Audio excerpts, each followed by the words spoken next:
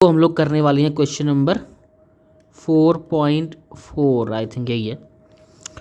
तो क्वेश्चन में देखो हमसे बोला गया है कि एक वायर है जो कि हमने बना लिया, ठीक है। ये वायर है आपका, इस वायर में करंट कितना है आपका 10 एम्पेयर, थिंक विजिबल नहीं था, ठीक है। तो इस वायर में करंट कितना है आपका 10 एम्पेयर का, ठीक है। और इसके बाद हमें देखो, अगर आपने बायोट सेवेट लॉ पढ़ा है तो वहाँ पर क्या होता है, असल में डेल्टा एल एक एलिमेंट होता है, तो उसका वैल्यू क्या दिया हुआ है delta X into I cap. I cap बस ये शो कर रहा है कि यहाँ पे डायरेक्शन कैसी है एक्स। अच्छा ये एक्स है तो उसको वाई मान लेते हैं फिर, बढ़िया। तो जो इस वायर का छोटा सा एलिमेंट है विच इज़ डेल्टा एल, उसका वैल्यू कितना दिया है delta X into I cap.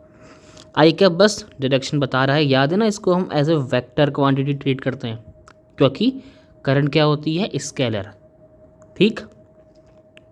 और जहाँ को करंट होता है वहीं को हम डेल्टा एल का भी डायरेक्शन मान लेते हैं। डेल्टा एक्स का वैल्यू कितना है 1 सेंटीमीटर। 1 सेंटीमीटर मतलब क्या होता है 10 की पावर माइनस का 2 मीटर। तो बेसिकली हमको डेल्टा एल मिल गया, बढ़िया। निकालना क्या है मैग्नेटिक फील्ड। आर, आर क्या है जिस पॉइंट पर, मतलब वायर से जितना दूर मैग्नेटिक फील्ड निकालना है। हमें मैग्नेटिक फील्ड कहाँ निकालना है, पॉइंट पी पर निकालना है। पॉइंट पी का डिस्टेंस कितना है वायर से 0.5। ध्यान देना सारी चीज़ें किस पे होंगी, मीटर में होंगी।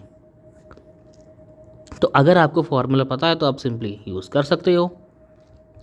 क्या होता है फॉर्मूला,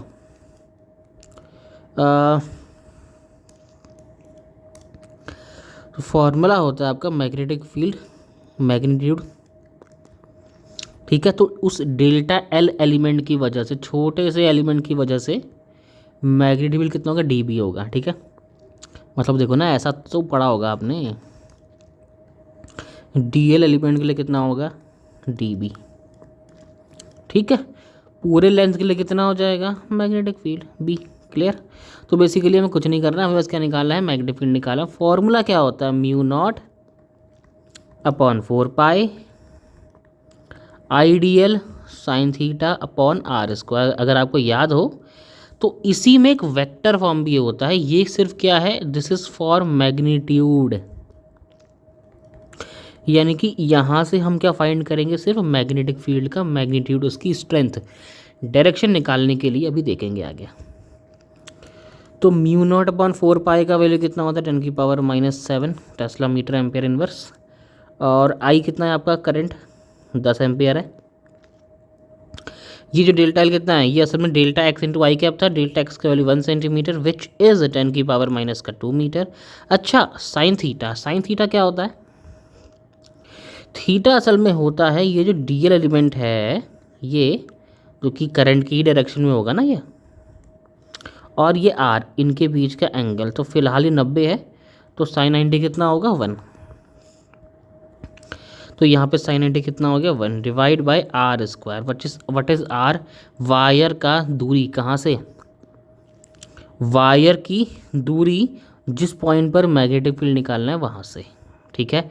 तो पी पॉइंट की दूरी, पी पॉइंट पे निकालना है ना मैग्नेटिक फील्ड, तो पी पॉइंट की दूरी वायर से कितनी है 0.5 मीटर। 0.5 का मतलब होता है 5 इंटू 10 की पावर माइनस का 1 उसका स्क्वायर।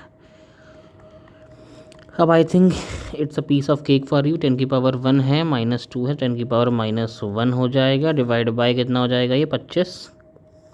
10 की पावर कितना हो जाएगा बोलो ज़रा, माइनस का 2। अब देखो 10 की पावर -2 प्लस का 2 यानी कि 2 - 1 1 और 1 - 7 माइनस का 6। तो कितना आ गया असल में 10 की पावर माइनस का 6 डिवाइड बाय 25। अब इस चीज़ को सॉल्व कर लो, कितना आएगा बोलो ज़रा। तो मैग्नेटिक फील्ड का वैल्यू मिल जाएगा अपने को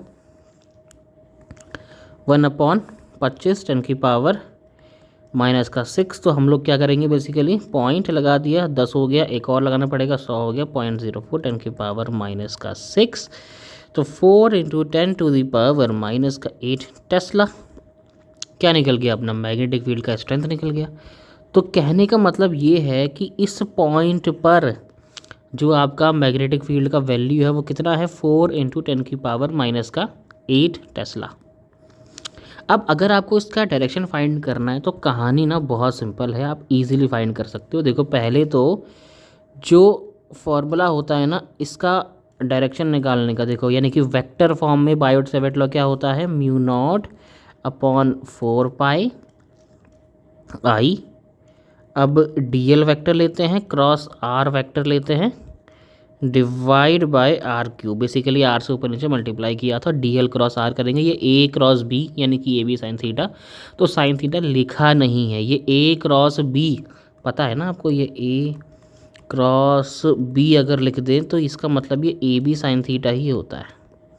तो D L R sine theta ना लिखने के बजाय हमने D L vector cross R vector लिख दिया। तो ये क्या है, आपका वेक्टर फॉर्म है। यानी कि आप एक बात समझ पा रहे हो कि अगर मुझे इस मैग्नेटिक फील्ड का डायरेक्शन फाइंड करना है तो बस डी एल क्रॉस आर कर लूँगा तो मेरे को मिल जाएगा। अब एक बार मैं आपको दोबारा से वो डायग्राम बना के दिखाऊं ताकि कन्फ्यूजन ना हो। ये था ना, इधर इस पॉइंट पर निकालना था अपने को मैग्नेटिक फील्ड, इसकी दूरी हमको दी थी r विच इज़ 0.5, और देखो ना यहाँ पे करंट जा रहा है I और यहीं कोई डीएल एलिमेंट भी होगा, तो मैं ऐसा लिख सकता हूँ कि डीएल यहाँ को है।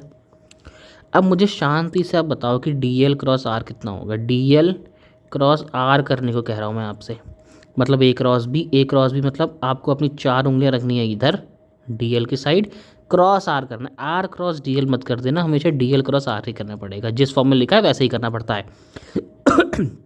ठीक है, तो डीएल क्रॉस आर करेंगे यानी कि यहाँ पे आप अपनी 4 उंगलियाँ रखेंगे और यहाँ को मोड़ देंगे तो आपको अंगूठा कहाँ की ओर आएगा, कहाँ की ओर आएगा, बाहर की ओर आएगा। बाहर की ओर कैसे दिखाएंगे, ऐसे दिखाएंगे बाहर की ओर। ठीक है, तो एक्स में आपका वायर रखा है, वाई में आपका पॉइंट पी है और डायरेक्शन कहाँ को आ रही है, जेड को, और पॉजिटिव जेड डायरेक्शन है, यानी कि स्क्रीन से बाहर को आ रहा है फोर्स। क्या आ रहा है, फोर्स कह रहा हूँ, स्क्रीन से बाहर को आ रहा है क्या, मैग्नेटिक फील्ड।